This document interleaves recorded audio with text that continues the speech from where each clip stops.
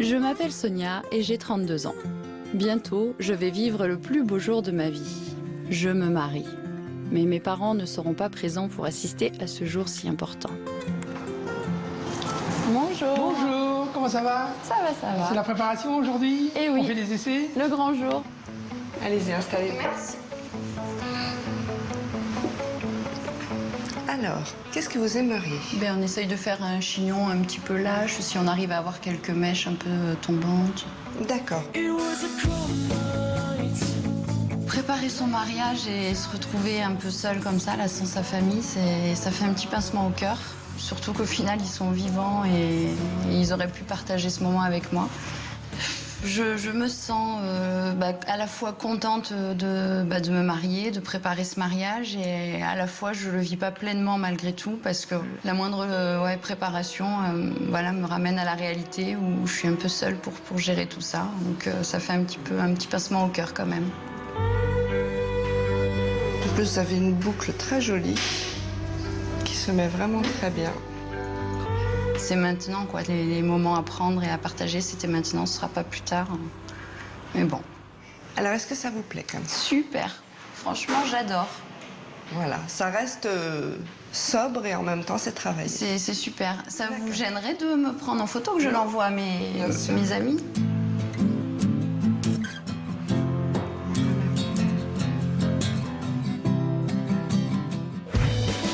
Après la coiffure, la robe. Je profite donc de mon escapade parisienne pour faire mes derniers repérages avant de me décider. Et bonjour. Contente de vous revoir. Pareil. Vous allez bien? Oui, oui, oui. On va aller voir nos robes sélectionnées, d'accord? Super. Je vous ai sélectionné 2 robes, 2 volumes. Un en mikado, assez classique, et une autre en tulle de soie, assez féerique, avec un peu de dentelle. On va essayer tout ça? Allez, c'est parti. Merci. Merci. Vous allez découvrir votre merveille. Allez-y. Merci. Alors, Waouh. vous aimez? J'adore. Vraiment, j'adore. Quand je me regarde, je me vois belle en extérieur et puis le cœur meurtri au fond quand même. Vous voulez la présenter à quelqu'un de votre famille ou les laisser découvrir le jour J? Votre maman? Ma maman, non. Non? Elle est pas de la partie, on est en froid, donc elle sera pas là, malheureusement. Je suis désolée. C'est comme ça. Aujourd'hui, j'essaye une robe magnifique pour un jour magnifique et il me manque la personne la plus chère à mes yeux, quoi. Partager ça avec sa maman.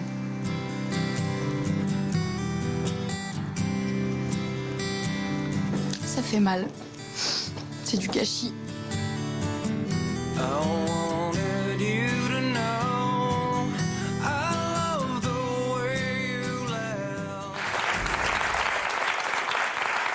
Sonia est avec nous. Bonjour Sonia. Bonjour. Merci d'avoir contacté notre émission pour y participer. Des applaudissements pour vous encourager. Merci. À affronter ce jour, même si l'affronter sans vos parents semble très douloureux pour vous. En venant ici sur notre plateau, vous espérez qu'ils changent d'avis, les deux? Pas forcément les deux, puisque avec mon papa, on n'est plus du tout en contact depuis presque 18 ans, donc c'est comme un étranger, malheureusement. Mais ma maman, oui, j'espère qu'elle mesurera l'importance de ce qui a été raté. Donc vous vous mariez dans 2 jours, donc 2 jours pour changer d'avis. Est-ce que ce sera possible? L'histoire le dira. Voilà. Alors Fabrice est également avec nous aujourd'hui dans le public. Bonjour Fabrice, vous nous rejoindrez un petit peu plus tard dans l'émission. Vous avez beaucoup de points communs avec Sonia et vous voulez partager votre expérience avec elle. Sonia, donc on commence avec votre histoire. C'est donc vous qui avez répondu à notre appel à témoins. Pourquoi était-ce important pour vous d'être là parmi nous aujourd'hui? Déjà, première chose, pour rencontrer Yvonne et avoir l'honneur de savoir ce qu'elle pense et puis d'entendre ses précieux conseils. Et puis, je pense que c'est un peu l'appel de la dernière chance, quoi. Je ne sais pas si on peut dire qu'on a toujours tout fait, mais on va dire que j'ai essayé tout ce qui était en mon ressort. Ces derniers mois, vous avez essayé de vous rapprocher de votre mère? De lui ouvrir les yeux, d'essayer sans rentrer dans un conflit, mais voilà, d'envoyer des petits messages. Quand est-ce que vous l'avez vue pour la dernière fois? La dernière fois où on s'est vraiment vu physiquement, c'était donc cet été, juillet 2015, à l'anniversaire aux 4 ans de mon fils. Elle est venue. Et ça s'était bien passé? Elle est arrivée ce jour-là un peu en retard, un peu beaucoup, comme d'habitude. Elle planifiait de dormir là le soir, elle est repartie sans vraiment d'explication. Et j'ai laissé, moi, passer quelques jours parce que sinon j'aurais été peut-être trop virulente. Et j'ai essayé de la faire réagir par message, lui dire que j'en avais un petit ras-le-bol de son comportement, de la situation. Et comme à chaque fois, en fait, alors où je dois manquer de tact, ou je sais pas, mais elle se braque. Alors, Yvonne est avec nous, puisque vous souhaitiez la rencontrer. Elle est avec nous pour vous éclairer, vous faire part de ses concerts. Elle a besoin de mieux connaître votre histoire depuis le début. Donc, vous êtes l'aînée de 3 enfants. Petite, vous aviez quel type de relation avec votre mère? La vraie relation mère-fille, quoi, celle que j'entretiens moi aujourd'hui avec mes enfants. La relation fusionnelle, complice, je ne pouvais pas me passer d'elle. Est-ce que c'est ça la vraie relation mère-fille? On posera la question à Yvonne. Hein, parce que je ne suis pas sûre que ce soit forcément une relation fusionnelle. En tout cas, c'est celle que vous reproduisez avec vos enfants? Oui. Ouais. Votre maman, elle, avait eu une enfance difficile? C'est-à-dire? Elle a été abandonnée à la naissance, donc elle ne connaît pas non plus ses vrais parents. Elle a quand même une histoire très douloureuse, puisqu'elle aurait été trouvée dans une poubelle, c'est ça? Oui. Ils formaient quel genre de couple, vos parents? Alors, en façade, le genre de couple dont on dit que tout va bien. Et au final, il y avait des engueulades que moi, avec mon âge de l'époque, je supposais être des engueulades normales, mais qui étaient déjà assez virulentes et violentes, du coup. Et... Des engueulades fréquentes? Oui, quand même. Enfin, quelle est la fréquence? Mais je dirais au moins toutes les semaines, quand même, dans mes souvenirs. Hein, après, c'est... Violente? Violente. Vous aviez l'impression qu'elle était épanouie dans sa vie? Non. C'était une maman, mais pas une femme. C'était pas, comme elle a toujours dit, enfin elle nous l'a dit après, quand on était un petit peu plus grand, elle voulait une famille, elle savait que sa famille, ce serait ses enfants, mais elle n'avait pas forcément d'atome crochu ou d'amour envers lui. Elle l'a choisi pour être le père de ses enfants? Je suppose. J'ai du mal à comprendre aujourd'hui, mais je juge pas, je sais pas, je suppose, oui. Alors, à l'âge de 10 ans, vous avez changé de prénom? Oui. C'est pas banal comme démarche. Oui. Pour quelle raison? Alors en fait, là aussi, quoi, c'est un peu le mystère, puisque ma maman m'a jamais vraiment appelée par mon prénom, enfin et même mon entourage proche, on m'appelait par mon petit surnom. Et j'ai su après par la suite que c'est un prénom qui avait été choisi donc par mon papa, qu'elle aimait pas.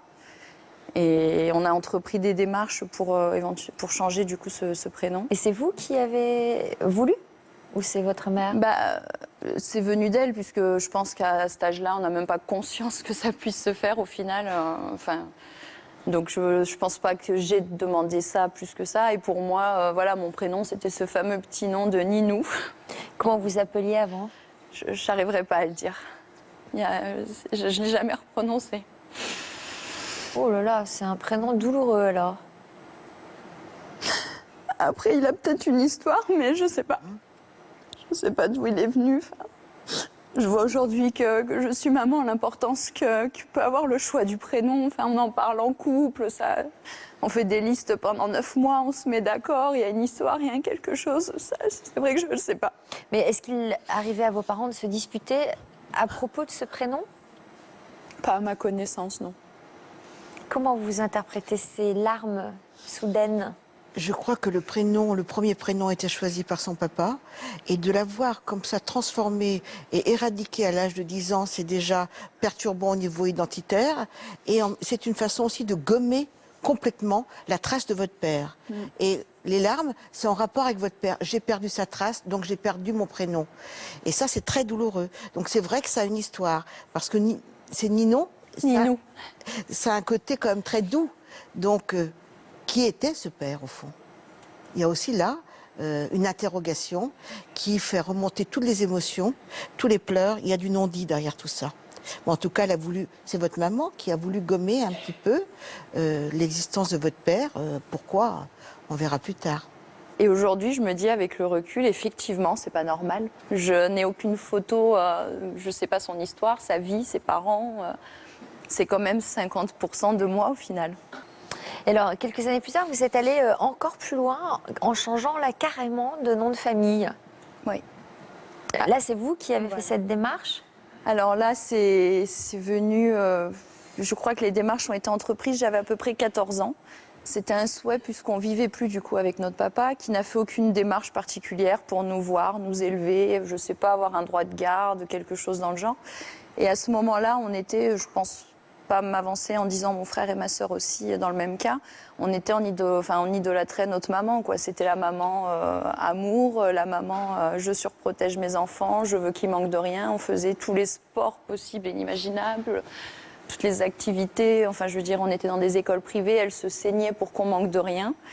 Et c'était une manière, en fait, notre manière, du moins avec notre maturité de l'époque, de lui rendre hommage. Vous avez quoi. pris le nom de votre mère. Voilà. Alors j'ai entrepris les démarches à l'âge de 14 ans. Et c'est long, il faut écrire à la Madame la Garde des Sceaux, il faut qu'il y ait une parution au journal officiel. Et avec toutes ces années, tout ça, c'est passé, c'est devenu officiel. Je me souviendrai toujours, le jour de mes 18 ans, j'ai eu une lettre convoquée à la gendarmerie. Comme par hasard, le jour de cette visite. Voilà, et en y allant, c'était le papier officiel qui m'a permis de refaire à ce moment-là carte d'identité et de porter ce fameux nom de ma maman. Tout à fait. Vos parents se sont séparés en 1998. Vous aviez 13 ans, ou à ce moment-là? Oui. Quel impact cette séparation a-t-elle eu sur votre relation avec votre mère?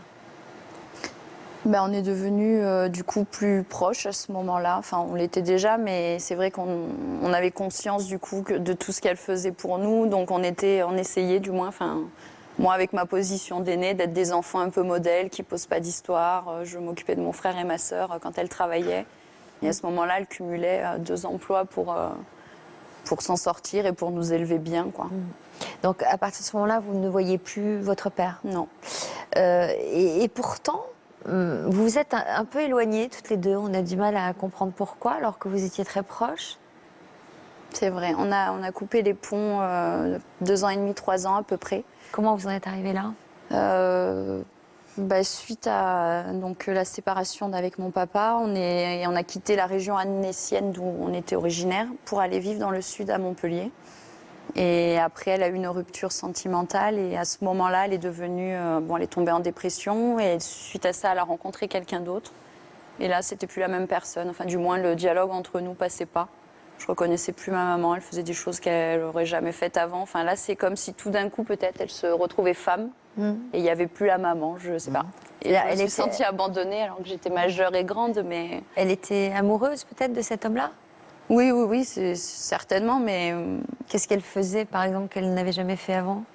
Quand elle l'a rencontré, on habitait donc Montpellier et elle est partie du jour au lendemain sur Toulon, me laissant là avec ma sœur, alors que je vivais toujours chez elle, à plus ou moins élever ma sœur qui était en pleine crise d'adolescence, donc c'était pas forcément facile. Puis j'ai eu un rôle de maman qui n'était pas forcément le mien à ce moment-là, et elle s'est pas plus posé de questions que ça, quoi. Et vous aviez quel âge, vous?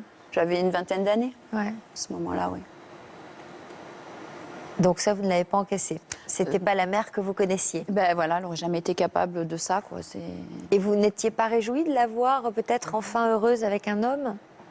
Si, le fait qu'elle retrouve quelqu'un, qu'elle soit heureuse, c'est clair que c'est pas ce qui me posait problème, c'est que la personne, selon moi, encore une fois, ressemble en beaucoup de points à ce qu'elle reprochait à mon père. Donc c'était pas une manière de la voir avancer dans sa vie, c'est pour moi, elle n'est pas avec la bonne personne et voilà.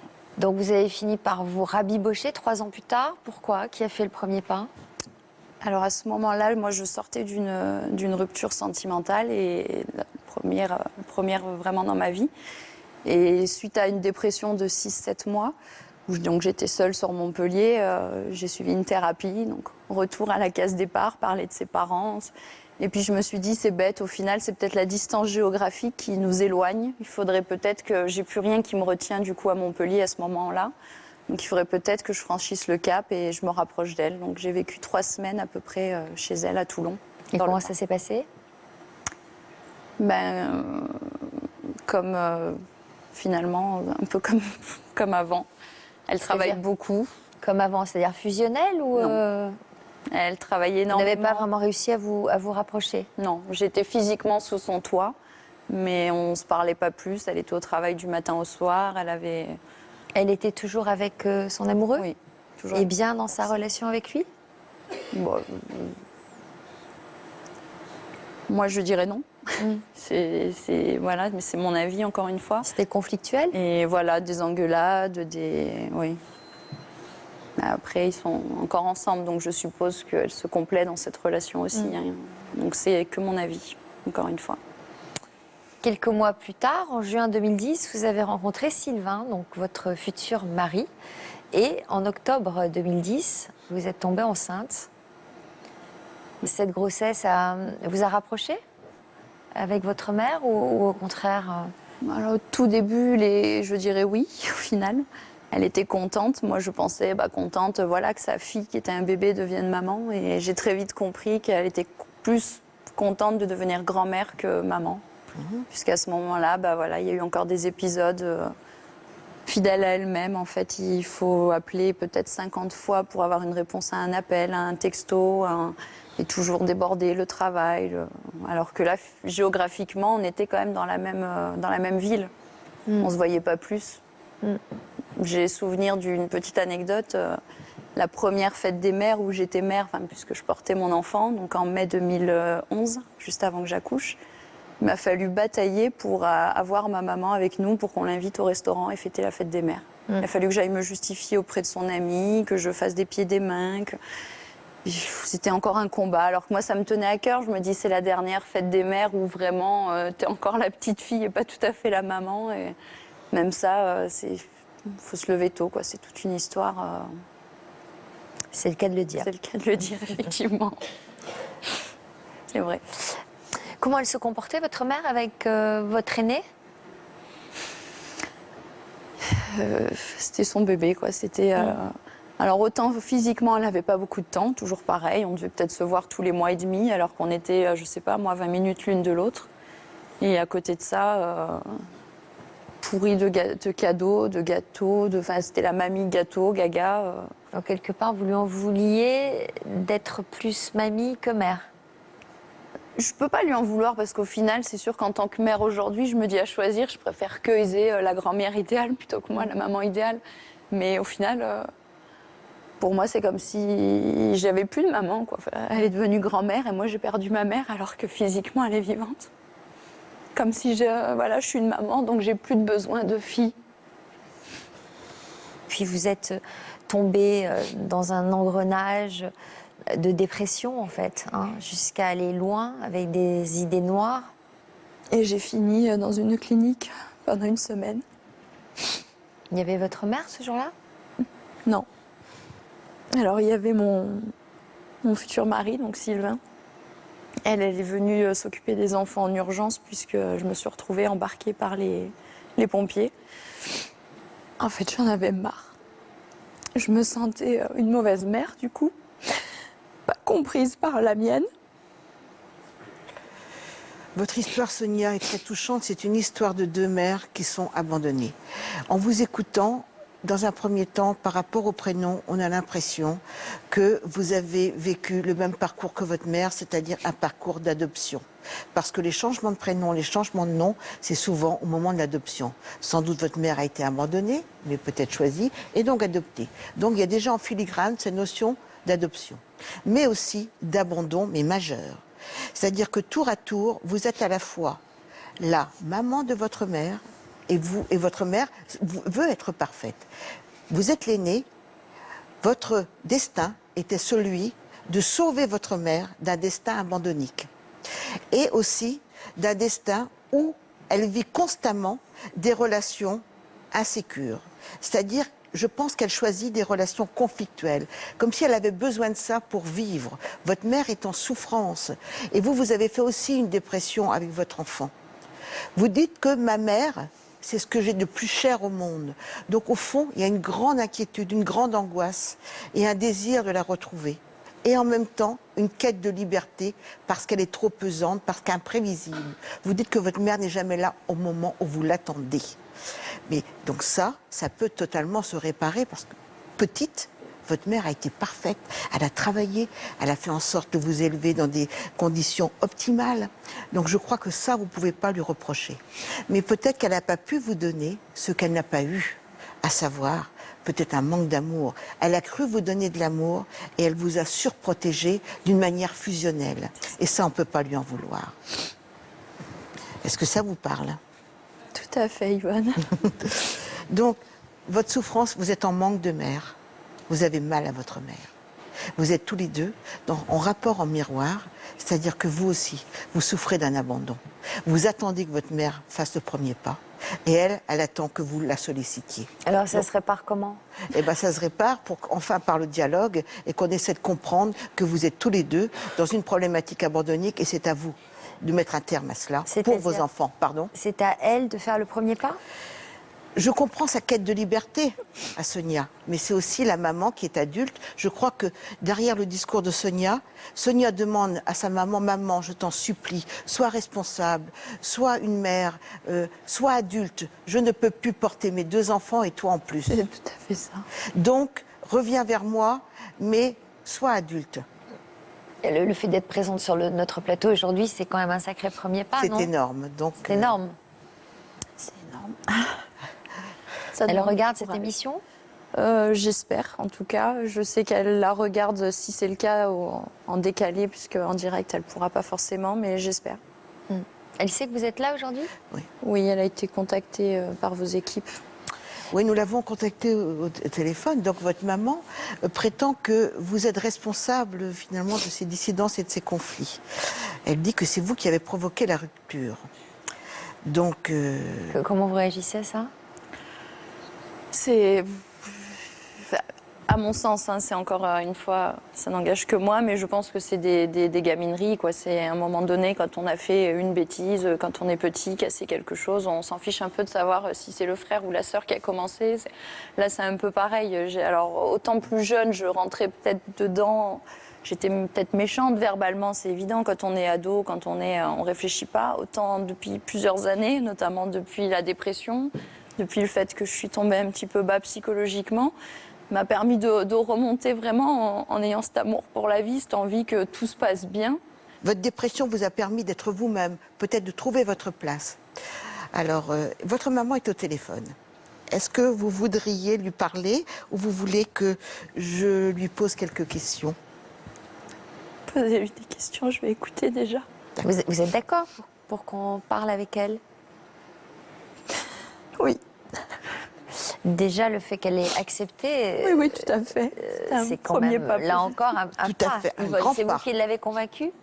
Non, c'est l'équipe de toute une histoire qui fait des miracles. Font des miracles. Patricia, bonjour. Patricia, vous Bonjour, êtes là Patricia. avec nous au téléphone ? Oui, bonjour. Vous avez entendu le témoignage de votre fille ? Oui, oui. Et comment vous réagissez d'ores et déjà ? Je réagis pas. Elle a fait 33 ans de vie en je ne sais pas combien de temps, en 10 minutes. Donc vous vous doutez bien qu'il y a des blancs. Il y a son interprétation sur plein de choses. Je ne doute pas qu'elle a souffert dans plein de choses. Vous diriez que vous aussi, vous avez souffert ? Oui, mais moi je pense, et j'ai regardé X fois votre émission, et Yvonne pareil, et je vous écoute souvent. Je pense que dans la vie, tout ce qui fait mal rend plus fort, et quand on est par terre, on peut que se relever.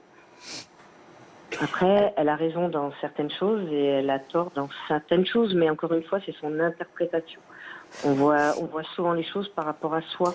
Et quand elle exprime sa douleur de ne pas vous avoir à ses côtés pour ce qui devrait être le plus beau jour de sa vie, après la naissance de ses enfants probablement, comment vous réagissez à ça ? Sophie, vous êtes maman, on porte 9 mois un enfant dans son ventre et toute sa vie dans son cœur. Donc vous vous doutez bien que ça me fait de la peine, mais j'ai 3 enfants. Et les ponts, si j'ose dire, ont été beaucoup coupés par son comportement le jour de l'anniversaire de son fils, le 17 juillet. Et j'ai réessayé. Je l'ai invitée à mon mariage, puisque je me suis mariée aussi, même si elle n'apprécie pas apparemment mon conjoint, qui, entre guillemets, est une dame. Et je l'ai invitée aussi. Elle aurait pu venir. Voilà. Donc alors là, certes, oui, quand je suis convoquée à 15h, j'arrive à 16h. Je suis pas quelqu'un de très ponctuel, hormis au travail. Par contre, je suis quelqu'un qui a le cœur sur la main et sur qui on peut compter quand même. Mais en fait, vous voulez lui faire payer, en ne venant non. pas à son mariage, le fait Mais je suis qu'elle même ne pas au soit courant. pas venue au vôtre? Non, je suis même pas au courant. C'est vous qui êtes en train de m'annoncer qu'elle se marie, hein, Sophie. Je n'ai rien payé à personne. J'ai rien à faire payer à personne, je n'étais même pas au courant. Mais en fait, vous lui reprochez de porter un jugement sur votre vie. Exactement. Et c'est ce qu'elle fait tout le temps. Et alors ça, c'est entendable. C'est-à-dire que ça, vous pouvez l'entendre, Sonia. Je l'entends, mais on a été tellement impliqués, et Sylvain qui n'est pas là peut le dire, dans toutes les péripéties de cette histoire dont elle parle, là, qui dure depuis 11 ans, qu'à un moment donné, j'ai du mal à croire qu'aujourd'hui, elle est sincère et au fond d'elle qu'elle y pense. Oui, mais au fond, c'est pas votre problème. Non, c'est simplement l'explication de ma non-présence à son mariage. Alors, est-ce que vous avez envie de vous parler de ce mariage? Est-ce que vous avez envie de dire quelque chose à votre mère à propos de votre mariage? Et est-ce que, Patricia, vous avez envie de dire quelque chose à Sonia à propos de son mariage qui aura lieu, je le rappelle, dans 2 jours? Rien n'est figé, finalement. Peut-être qu'en 2 jours, il peut se passer beaucoup de choses. Oui, certainement, heureusement. C'est la vie qui est comme ça, heureusement. Vous dites qu'en 2 jours, il peut se passer beaucoup de choses? Ah oui, heureusement. Regardez, vous avez appelé il y a moins d'1 semaine et on est en train de se parler, donc oui, c'est la magie de la vie. Est-ce que je dois comprendre qu'il peut y avoir un espoir que vous veniez à son mariage? Je ne suis pas fermée à rien du tout. Maintenant, il faut savoir ce que vous voulez, quoi. Si votre mère est la personne essentielle à votre bonheur le jour de votre mariage, peut-être il faut savoir pardonner, peut-être. Pardonner, ouvrir des portes, le dialogue. Et ouvrir peut-être et préparer de nouvelles bases d'une relation future. Patricia, vous avez toutes les informations pour le mariage? Non, mais je pense qu'on se recontactera. Mais oui, j'ai compris que c'était dans 2 jours. Vous savez l'endroit et l'heure? Vous connaissez l'endroit et l'heure? Patricia? Non, mais j'aurais peut-être le grand plaisir de recevoir un faire-part. Voilà. Il faudrait que la poste s'accélère. Bon, alors pourquoi vous ne profitez pas de notre émission pour envoyer un faire-part? C'est original comme faire-part. Dites-lui, et puis vous verrez bien ce qui se passe. Mais je trouve que déjà, Patricia répond au téléphone, et puis quand même, elle vous dit qu'elle vous aime, et puis elle n'est pas fermée à l'idée de venir à ce mariage. Voilà, il faut, franchement, moi, je crois que ça... Bon, il y a la souffrance de part et d'autre, donc vous l'invitez. Vous voulez pas lui dire où ça se passe? Elle sait où j'habite. Non, mais elle mais vous l'avez pas invitée. C'est pas l'heure. C'est affiché, là. Vous ne l'avez pas invitée. Je la rappellerai hors antenne. Voilà. Donc, faire part hors antenne, eh bien, écoutez, on se réjouit de ça. Et merci. Merci beaucoup à Patricia d'avoir répondu au téléphone. Vous avez envie de lui dire quelque chose à votre mère? Non. Au revoir, Patricia, merci. Au revoir. Au revoir, Sophie, au revoir, Yvonne, merci. Au revoir. Voilà. Au revoir. Merci d'avoir appelé. J'aimerais donner maintenant la parole à Fabrice. Venez nous rejoindre, Fabrice.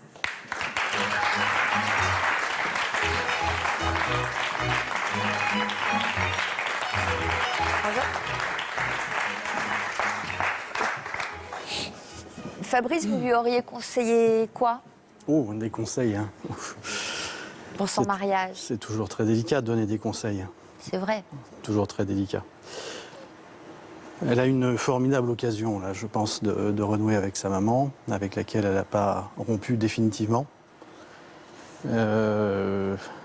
Donc vous lui auriez dit la même chose. Je pense. Alors, avant de vous écouter, j'aimerais que nous regardions ensemble un pan de votre histoire en images et puis on se retrouve après pour en parler. Fabrice a vécu une enfance heureuse, entouré de ses parents et de son petit frère. Mais à ses 10 ans, son père et sa mère décident de divorcer. Quelques années plus tard, son père sombre dans l'alcool. Fabrice commence à avoir honte de lui. À 25 ans, il a même coupé les ponts, mais son père meurt subitement quelques temps plus tard. Il est alors rongé par la culpabilité. 5 ans après, c'est sa mère qui devient alcoolique. Pour lui, c'est comme si l'histoire se répétait. Cette fois encore, Fabrice prend ses distances pour se protéger. Sa mère décède 3 mois après cette rupture. Donc, histoire douloureuse. Hein, vos parents ont divorcé quand vous aviez 10 ans. Oui.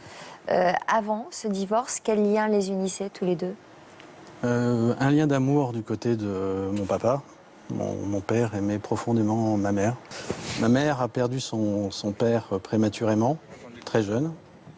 Ça a laissé un vide immense dans sa vie et mon papa était là pour combler ce vide à un âge où elle était encore très jeune. Et elle s'est mariée trop vite. Et elle s'est mariée? Trop vite. Ouais. Elle s'est mariée trop vite et... Vous voulez dire qu'elle n'était pas amoureuse de votre père? Non, c'était un très bon... Elle s'est mariée avec un bon copain. Ouais. Voilà, donc ça ne suffit pas pour... Donc votre père a souffert du fait qu'elle ne l'aimait pas de manière amoureuse?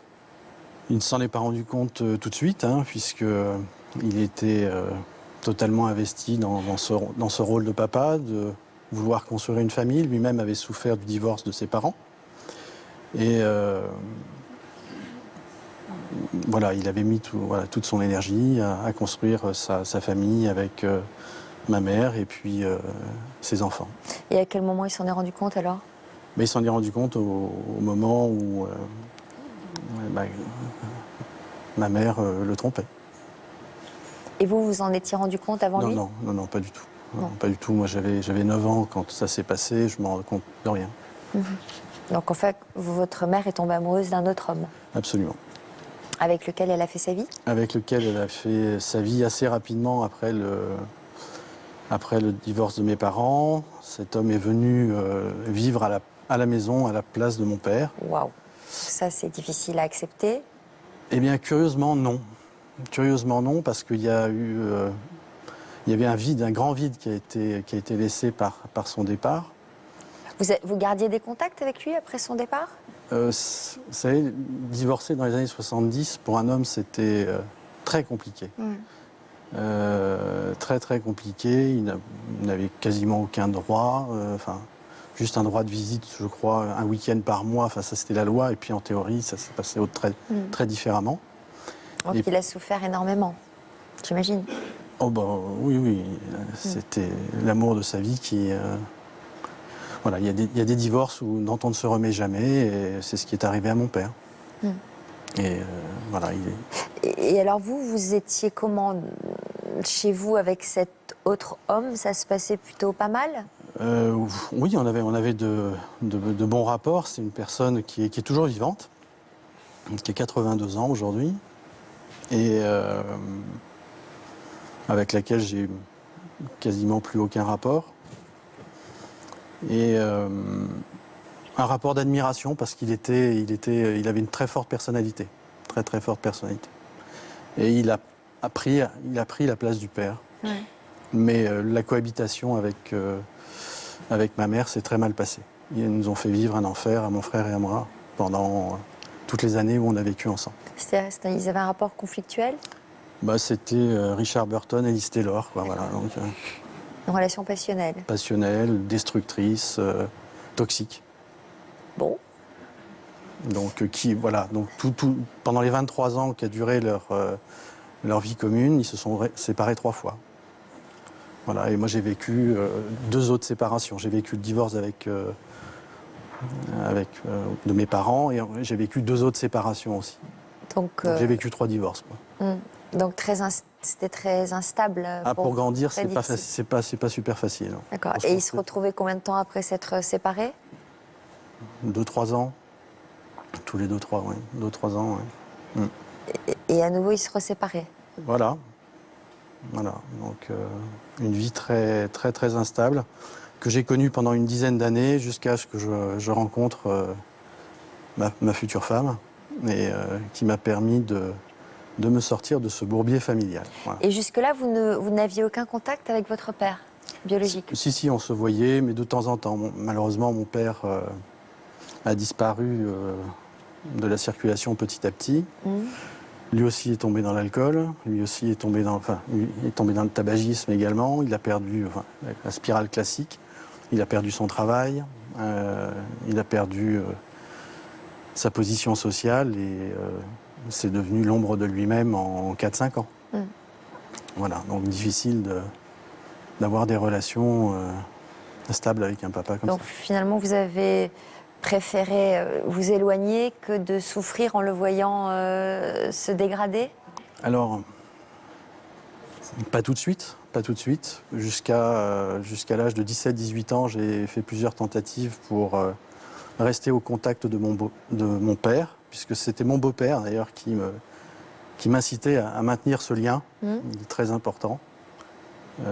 Mon beau-père a dit et fait beaucoup de bêtises dans sa vie, mais ça, je pense que ça, il avait tout à fait raison. Et puis donc après, vous avez rencontré votre femme? Oui, j'ai rencontré mon épouse et je suis sorti de ce bourbier. Voilà. Malheureusement, mon frère est resté vivre avec eux et il a continué à trinquer. Donc le jour de votre mariage, votre père était là?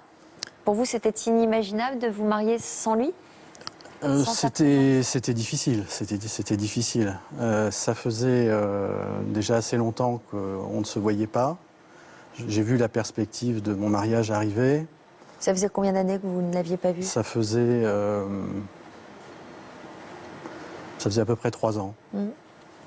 Et avec la perspective de notre mariage, j'ai repris contact avec lui. On a fini par se revoir une première fois, tous les deux. On a passé un moment agréable, mais mon père avait déjà bien décliné. Néanmoins, j'ai fait la démarche de proposer à ma femme de lui présenter mon père, et ce qu'elle a accepté de faire. Mais ce jour-là, on a fait le grand écart. Nous, on a eu la chance de grandir dans une commune des Yvelines ultra privilégiée, et je suis allé voir mon père dans une tour à Montreuil. Donc c'était pas simple. On allait voir un père alcoolique, tabagique et l'ombre de lui-même dans une tour à Montreuil. Voilà, c'est mon papa, quoi.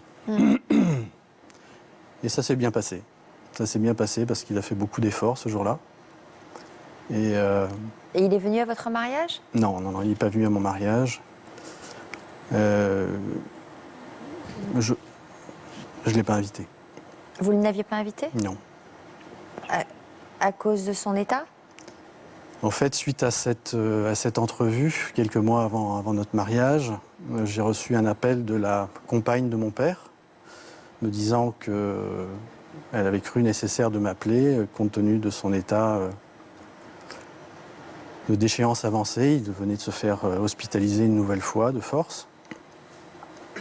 Et ce soir-là, c'était avant le mariage, donc j'ai pas eu le cœur assez grand, j'ai bloqué en fait.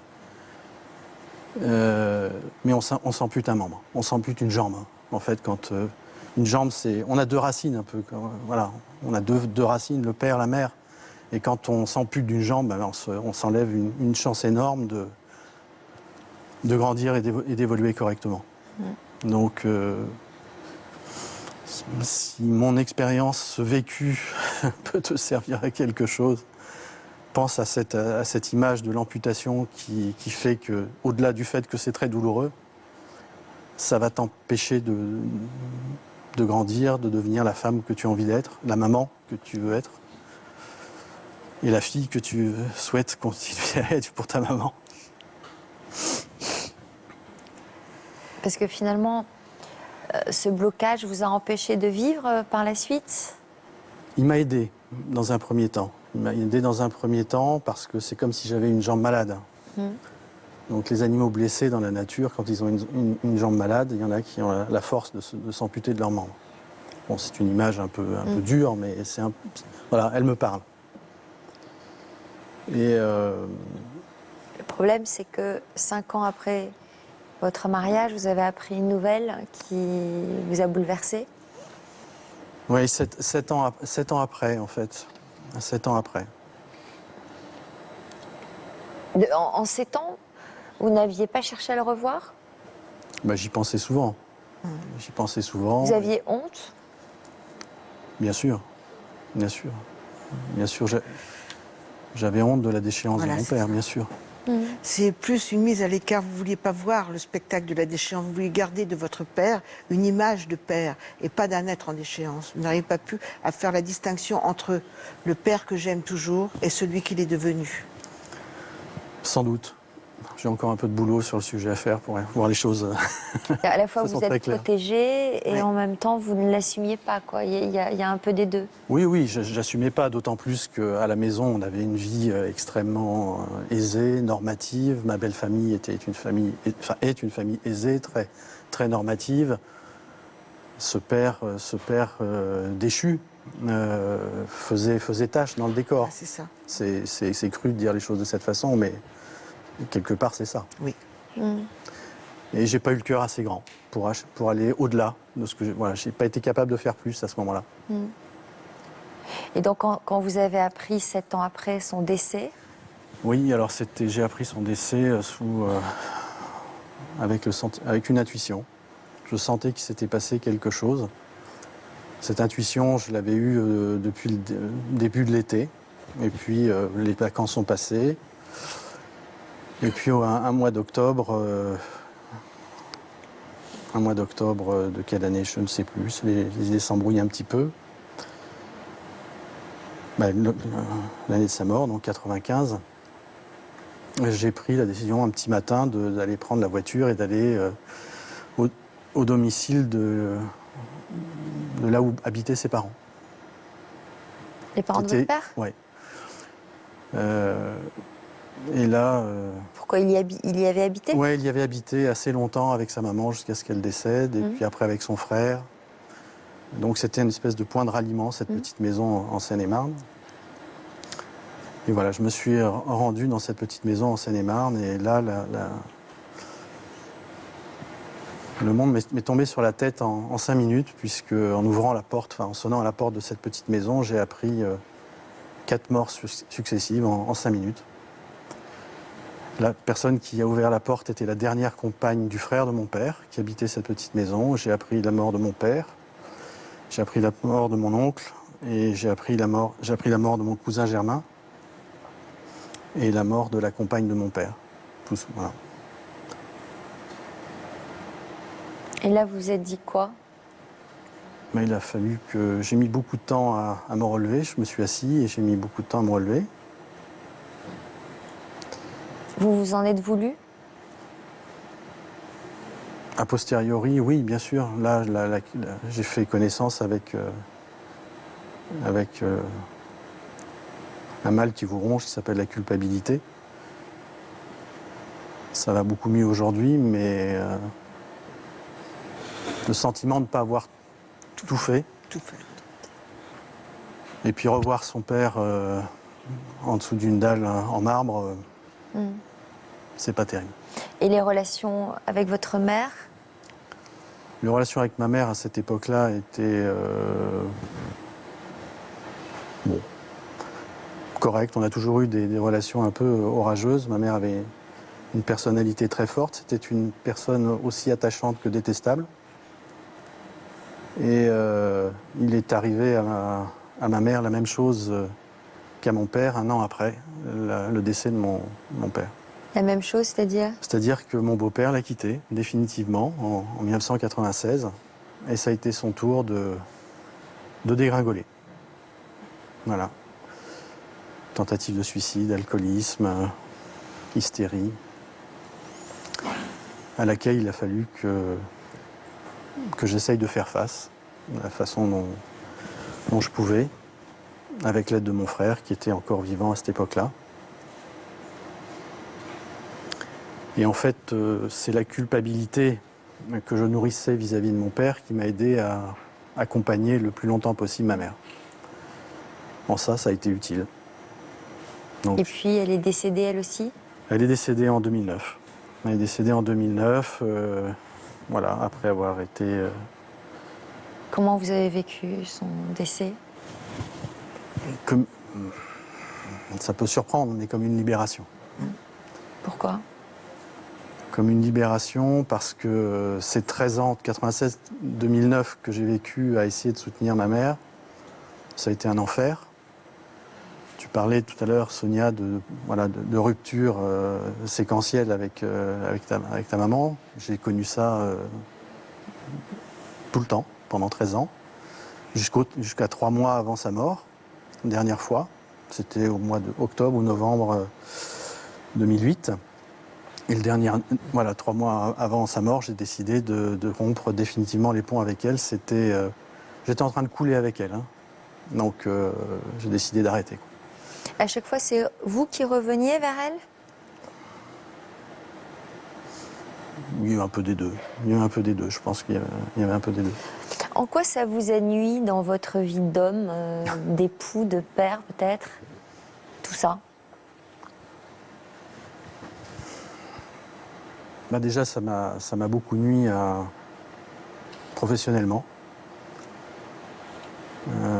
Car l'instabilité émotionnelle dans laquelle j'ai grandi, je la porte tous les jours, aujourd'hui aussi.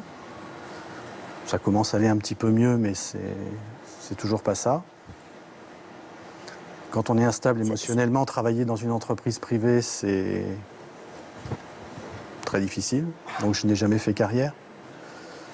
Et je pense qu'intellectuellement, j'aurais pu, mais émotionnellement, j'en étais incapable. C'est-à-dire trop d'angoisse, oui, bien sûr. Ouais. Incapable d'affronter le défi, le challenge. Oui, voilà. Là, je ne sais pas comment j'ai réussi à venir ici, quoi. C'est vous qui avez fait la démarche? Oui, tout à fait. Vous regardez cette émission? Écoutez, je vais vous faire une confession, je ne la regarde jamais.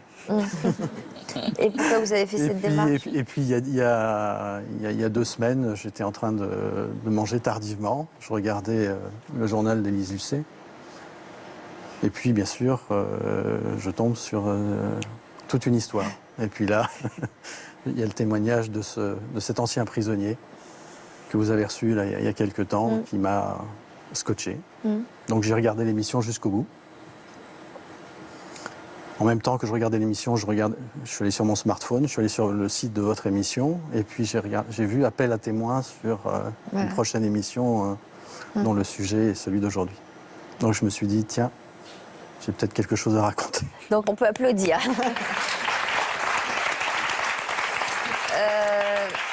Donc vous disiez que ça a été dur sur le plan émotionnel concernant votre carrière professionnelle, dans votre vie privée. Écoutez, je me suis, quand mon épouse et mes enfants verront l'émission, ils pourront dire a posteriori plein de choses, mais non, j'ai essayé d'être un bon papa. J'ai essayé d'être le meilleur mari possible. Ma femme a beaucoup de mérite de m'avoir comme mari, mais bon. Bon, puisque vous ne regardez pas souvent notre émission, vous ne savez pas qu'on y fait des surprises. Et l'un de vos amis qui vous a beaucoup soutenu a tenu à vous passer un message surprise. Regardez. Bonjour Fabrice. Je sais que tu as souffert de cette rupture avec tes parents. Ta décision de rompre n'était pas facile, mais légitime, car tu voulais protéger tes enfants et ta femme. Ta force a été de surmonter cette épreuve pour devenir ce que tu es aujourd'hui. Je t'embrasse, prends soin de toi.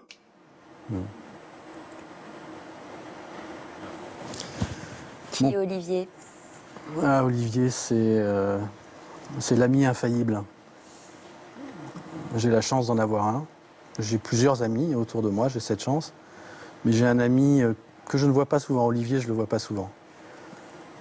Mais il a toujours été auprès de moi, dans les moments heureux comme dans les moments malheureux. Et ouais, c'est mon grand ami. Qu'est-ce que vous avez envie de dire à Sonia? La première chose concernant sa maman, il y a une porte qui est ouverte. J'ai entendu quand j'étais dans les spectateurs une espèce de lutte d'ego, je ne sais pas si psychologiquement c'est comme ça qu'on dit les choses. Ouais. Je pense que ça vaut la peine d'essayer de mettre son mouchoir 5 minutes sur son ego. Je sais que c'est très difficile, moi-même j'ai un ego démesuré. C'est pour ça qu'on se protège. Aussi. Donc essaye de mettre un mouchoir sur ton ego 5 minutes, ça vaut la peine d'inviter ta maman. Elle est prête à venir au mariage, je veux dire, c'est... Pardon. Je dirais pas que c'est de l'ego, en fait. C'est de la... Je me verrouille pour protéger les petits dont je suis responsable, en fait. Elle est trop... Enfin, quand j'entends l'histoire là, avec ta maman, je me dis au final, moi, c'est un peu ça, quoi. C'est reparti, je le sais très bien, je vais faire ce pas, elle va venir. Ça va repartir dans 6 mois, je pourrais vous meubler toutes les émissions pendant des années, quoi. Donc c'est ça qui est malheureux, c'est que je ne suis pas convaincue du bien fondé de la chose, et si ce n'est me gâcher ce jour encore une fois, puisque... Oui, mais Sonia, parce que l'ego, j'en ai pas, franchement, pour se rabaisser à faire des choses comme j'ai faites par le passé. Je pense pas en avoir un. Ou alors il n'est pas très surdimensionné. Non, vous n'avez pas un ego surdimensionné, mais je crois qu'il faut accepter votre maman dans sa différence. Sa vie, ce n'est pas la vôtre. Et couper totalement avec ses parents, c'est effectivement une amputation de racines. C'est comme si vous avez un membre qui est en exil. Donc ça, c'est compliqué, donc vous allez toujours être boiteuse. Et si on prend l'exemple de Fabrice, il y a aussi, quand il faut régler les problèmes avec les parents, tant qu'ils sont vivants. Bien sûr, vous pouvez prendre une certaine distance. Sinon, quand des parents sont décédés, le défunt a une place idéalisée et la compassion est grande vis-à-vis de ce parent défunt. Donc je crois que votre mère est vivante et vous l'avez dit, surtout, faites en sorte que les conflits, bon, il y en aura peut-être, mais acceptez-la dans sa différence. C'est votre mère et vous êtes sa fille. Et surtout aussi, pour vos enfants, je veux dire, pour que ça ne se répète pas, votre devoir, c'est de casser une chaîne, celle de l'abandon.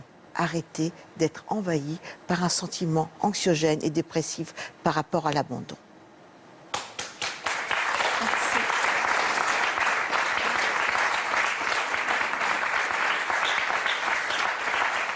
Peut-être, vous lui conseilleriez peut-être de travailler là-dessus avec un professionnel ? Oui, et surtout de prendre de la hauteur vis-à-vis des conflits. Face à face avec des conflits, le conflit, il est là. Prenez tout de suite de la hauteur, mais je veux dire au sens propre, regardez-le d'en haut.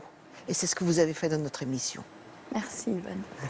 J'imagine qu'il y en a un dans votre entourage qui vous soutient. Justement, il réagit comment, Sylvain, votre futur mari ?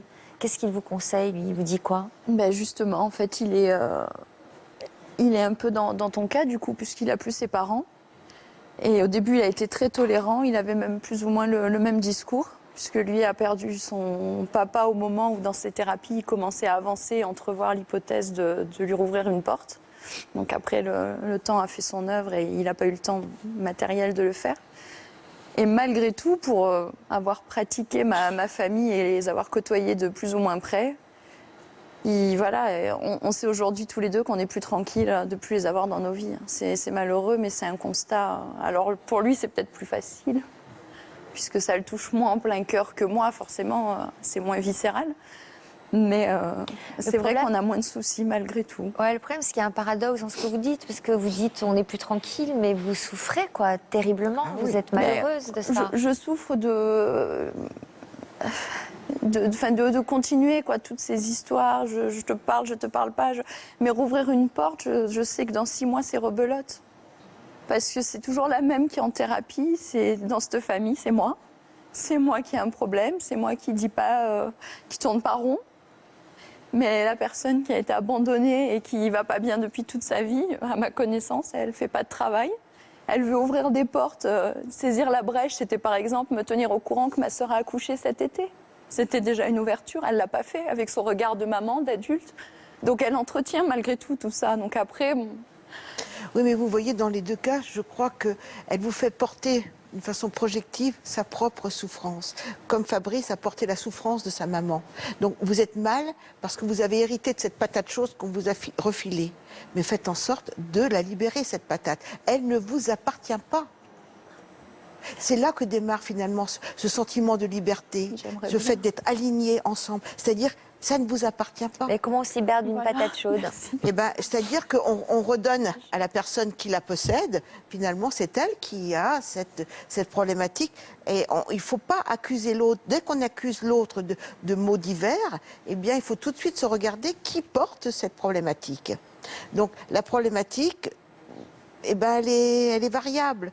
Mais pour quitter cette patate chaude, eh ben, il faut regarder votre maman avec de la tolérance. C'est vous qui êtes en thérapie, c'est vous qui devez être tolérante pour votre bien-être. Prendre de la hauteur. Prendre de la hauteur. Oui. Je vais grandir encore alors. Vous regardez de haut. En tout cas, celui qui vous soutient au quotidien a tenu à vous adresser un message. Sylvain, votre futur mari. Coucou chérie, je veux que tu saches que je suis avec toi par la pensée. Je sais que tu souffres de ce gâchis. J'espère que cette émission permettra à chacun de trouver les clés. La vie est courte, simplifions-nous-la. Je t'aime.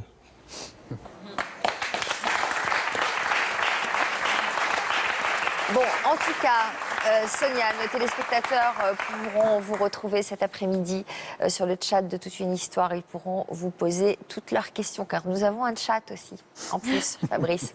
Hein, si jamais vous voulez aller voir ce qui s'y passe. Avec plaisir. Merci d'être venu nous voir. On vous souhaite un très heureux mariage. J'espère pour vous que... franchement, je vous souhaite que votre maman soit présente à ce mariage et que vos rapports s'apaisent. Voilà, pour votre avenir et votre bien-être. Merci. Merci à Yvonne. Merci Sophie. Merci à vous tous pour votre fidélité. N'oubliez pas la rubrique Toute une histoire dans version féminale ce week-end. Et dans quelques minutes, sur le plateau de l'Histoire continue, nous accueillerons Bernard et Eddy, deux parcours de vie chaotiques qui ont réussi à rentrer dans le droit chemin. A tout de suite. Merci.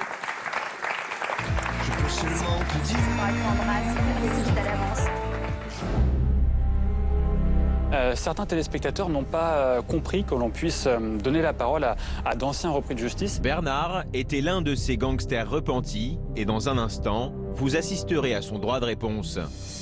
Vous n'êtes pas pour la deuxième chance ? Pour quelqu'un qui a tué quelqu'un, non. Le premier passage de Bernard dans Toute une histoire avait été mal compris par nos téléspectateurs. Bernard revient donc pour prouver à ses détracteurs qu'il a mérité une seconde chance. Aider ces personnes-là, pour moi, c'est presque une revanche sur la vie que j'ai menée. Hein. Mais c'est une rédemption parce que c'est une nouvelle vie. Nous ferons aussi la connaissance d'Eddy, qui lui aussi a tout fait pour se racheter. J'ai eu vraiment envie de m'engager pour mes enfants. Pour moi, c'est un objectif de les rendre fiers, de voir dans leurs yeux le plaisir de voir leur papa aboutir. C'est ça vraiment qui compte pour moi. Eddy et Bernard réussiront-ils à faire changer d'avis leurs détracteurs? La réponse dans l'Histoire continue. Laura est née le 18 septembre 2003 en Belgique. C'était une petite fille curieuse de tout. Laura n'avait que 12 ans. Bientôt, au sommaire de Toute une histoire, une famille meurtrie. Laura s'est suicidée le 3 décembre. Elle s'est pendue dans sa chambre. On a essayé de la réanimer. Moi, évidemment, j'ai appelé les secours. La police est arrivée. Enfin, toute la suite, elle était déjà partie, en fait. On n'est pas conscient, on vit dans une inconscience, jusqu'au moment où ça vous arrive. Et là, vous vous dites, j'ai raté le coche, il y a quelque chose, j'ai raté quelque chose. Une famille qui tente de comprendre l'incompréhensible. Elle a laissé une lettre, elle a laissé tous ses codes pour qu'on puisse aller voir où était le problème. Et on a découvert, en effet, des messages. Si on avait pu voir ne fût-ce qu'un message, on l'aurait sauvé. Et on a déposé plein de contre-X et l'enquête est en cours, mais ça peut durer très longtemps. Elle était passionnée par 1001 choses. Elle avait vraiment une aura incroyable. Si à un moment donné, vous choisissez de vous rattacher à quelque chose qui vous semble juste, la spiritualité, la religion, et que ça vous rend plus heureux, et que ça vous permet d'accepter cette situation, écoutez-moi bien, faites-le. Cette émission aujourd'hui, elle peut sauver des vies. Et c'est Laura qui aura fait ça. Les personnes disparues ne sont peut-être pas présentes, mais elles ne sont pas absentes.